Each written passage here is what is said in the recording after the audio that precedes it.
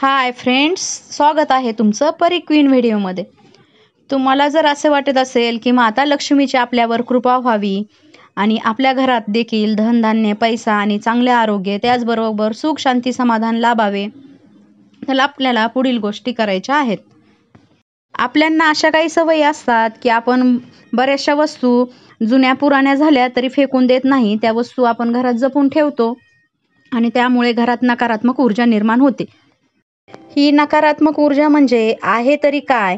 तर नकारात्मक ऊर्जा आपल्या घरात आलेली आहे हे आपण कसे ओळखायचे?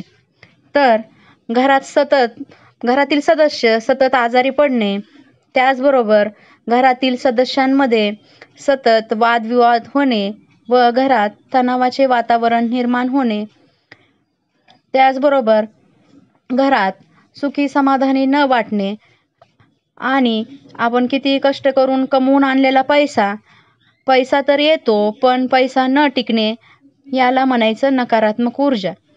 ही नकारात्मक ऊर्जा जर आपल्याला टाळायची असेल तर पुढील उपाय करणे गरजेचे आहे. तर आता तुम्हाला उपाय सांगते मी. आपल्याला अशी सवय असते की जुने कॅलेंडर जपून ठेवायचे, परंतु हे जुने कॅलेंडर जपून ठेवल्याने त्याचा घरावर किती परिणाम होतो हे आपल्या लक्षात येत नाही. जुने कॅलेंडर जपून ठेवल्यामुळे घरात नकारात्मक ऊर्जा तयार होते आणि त्याचा परिणाम आपल्या जीवनावर होतो. नंबर 2, तुटके फर्निचर. आपल्याला अशी सवय असते की आपल्या घरात किती फर्निचर खराब झाले तरी ते टाकून द्यावेसे असे आपल्याला वाटत नाही. बरं, ठीक आहे, आपल्याला टाकून द्यायचे नसेल तर ते तुटलेले फर्निचर जे आहे ते खिळे मारून व्यवस्थित करून वापरायचे. या फर्निचरमुळे देखील नकारात्मक ऊर्जा तयार होते.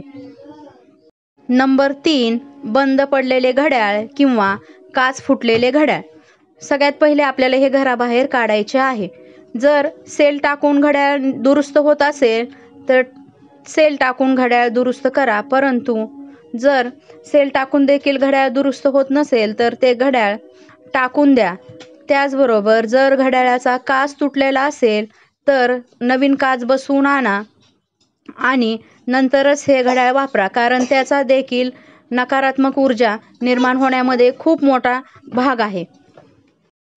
आपल्याला अशी सवय असते की कुठल्याही सेलमध्ये स्वस्त चप्पल दिसल्या की आपण वारंवार चप्पल खरेदी करत असतो. चप्पल खरेदी केल्यानंतर आपल्याकडे एवढ्या चप्पल साठतात.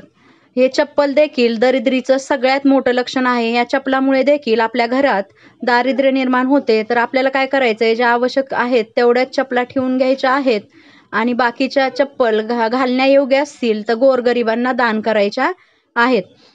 त्याचबरोबर आपल्या घरामध्ये भरमसाठ असे कपडे साठलेले असतात, लहानपणापासूनचे किंवा आदले मधले, मोठे होणारे, छोटे होणारे कपडे आपण काय करतो, जपून ठेवतो. तुम्हाला जर ते कपडे घालायचे नसतील तर ते कपडे तुम्ही गोरगरिबांना दान करा. असे काही व्यक्ती असतात की त्यांना कपडे देखील घालायला अंगावर मिळत नाहीत, ते उघडेच फिरत असतात. आपण फुटपाथवर पाहिलं तर लहान मुलं उघडे फिरताना दिसतात. अशा व्यक्तीला जर आपण कपडे दिले जे आपल्याला लागत नाहीत तर नक्कीच आपल्याला त्यांचे आशीर्वाद मिळतील आणि माता लक्ष्मीची देखील आपल्यावर कृपा होईल. आणि महिलांची सगळ्यात घाणेरडी सवय म्हणजे केस विंचरल्यानंतर ते केस साठवून ठेवणे.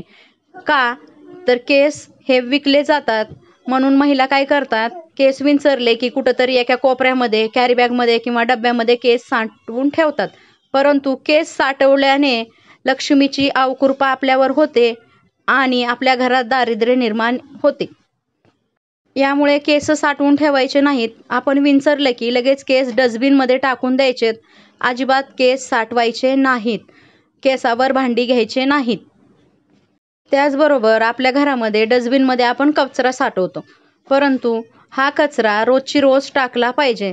नाहीतर काय होतं की 8-8 दिवस आपल्या घरातील डस्टबिन कचऱ्याने भरलेले राहतात व या कचऱ्याने भरलेल्या डस्टबिनमुळे देखील घरात नकारात्मक ऊर्जा निर्माण होते. घरात बऱ्याच अशा काही असतात, फ्रेम असतात की ज्याचे काच तुटलेले आहेत. सगळ्यात पहिले त्या फ्रेमला चांगले काच बसवून आणायचे आहेत, नाहीतर ह्या फ्रेम फेकून द्यायच्या.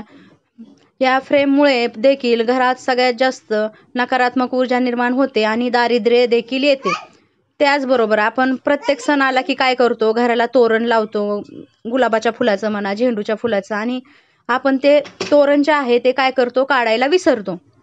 परंतु हे तोरण सुकले फुलं की काढून टाकले पाहिजे, कारण यामुळे देखील नकारात्मक ऊर्जा घरात येते. त्याचबरोबर आपल्या घरात ठिकठिकाणी जाळे झालेले असते. आपण ते जाळे देखील वेळोवेळी हे जाळे देखील आपल्याला वेळोवेळी काढायचे आहेत.